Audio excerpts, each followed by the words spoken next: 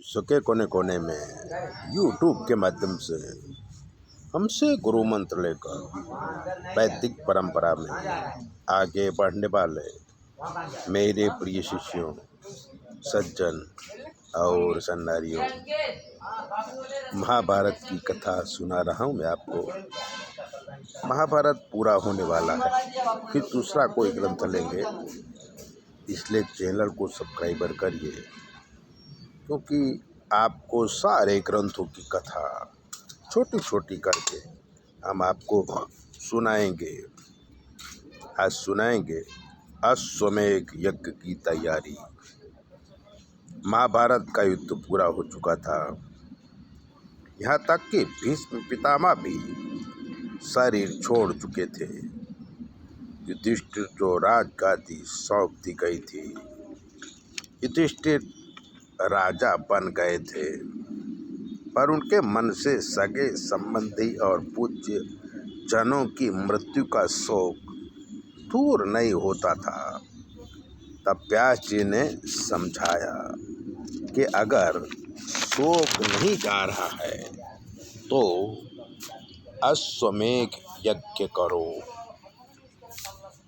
दान धर्म करने से तुम्हारे चित्त में शांति आ जाएगी। तब युधिष्ठिर ने कहा कि पूरा राजकोष खाली है और युद्ध से पीड़ित प्रजा पर कर कैसे लगा सकते हैं। थोड़ी देर सोचने के बाद व्यास जी बोले कि हिमालय के मुंजुबान पर्वत पर बहुत सारा खजाना गड़ा है, आप वहाँ जाओ और पूरा खजाना खोद के ले आओ, जिससे राज्य में आया हुआ अर्थ संकट दूर हो जाएगा। इसलिए युधिष्ठिर अपनी सेना लेके हिमालय के मुंजुबान पर्वत पर गए और व्यास जी के बताए हुए स्थल पर खुदाई शुरू करवाए। वहाँ से असंख्य सोना के पात्र, यज्ञ में काम आने वाला लोटा, थाली, कमंडल, झारी, कड़ा, कलश आदि प्राप्त हुए।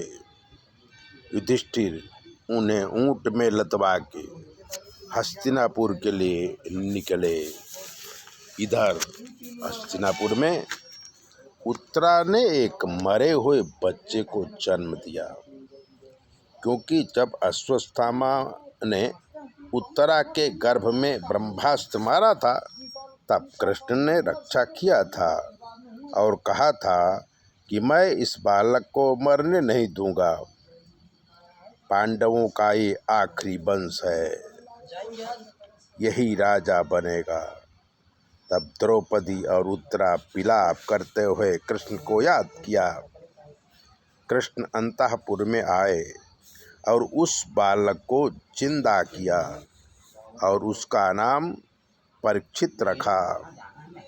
पूरे हस्तिनापुर में आनंद उत्सव होने लगा।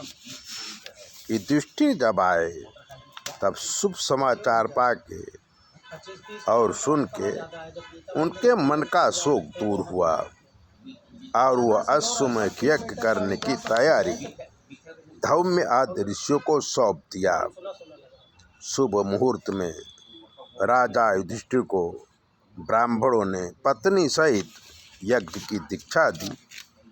व्यास जी स्वयं विधि विधान पूर्वक पूजा कराई और सोने के आभूषणों से सजाकर एक श्वेत वर्ण का घोड़ा पृथ्वी में छोड़ा। घोड़े की रक्षा के लिए अर्जुन हाथ में धनुष लेके टंकार करते हुए काले घोड़े में बैठकर यज्ञ के घोड़े के पीछे पीछे चलने लगे। याज्ञवल्क्य ऋषि कहने से बहुत सारे वेद पाठी ब्राह्मण भी घोड़े के पीछे पीछे चलने लगे। यह है महाभारत की कथा। ऐसे ही दिव्य कथाओं को जानने के लिए, सुनने के लिए चैनल को सब्सक्राइबर कर लीजिए, लाइक कर दीजिए। और अगर आपके जीवन में कोई कष्ट है तो 9825200108 पर फ़ोन कर लीजिए। हम आपको बताएंगे कि आपके ग्रह नक्षत्र कैसे हैं और आपको क्या करना चाहिए, जिसके करने से आपके जीवन के सारे दुख दूर हो जाए और आप सुखी हो जाए। हमें सुनाई नहीं देता जब आप हमारी बेटी देगी और हम आपको पूरी बात समझा देंगे। चैनल सब्सक्राइबर ज़रूर करें।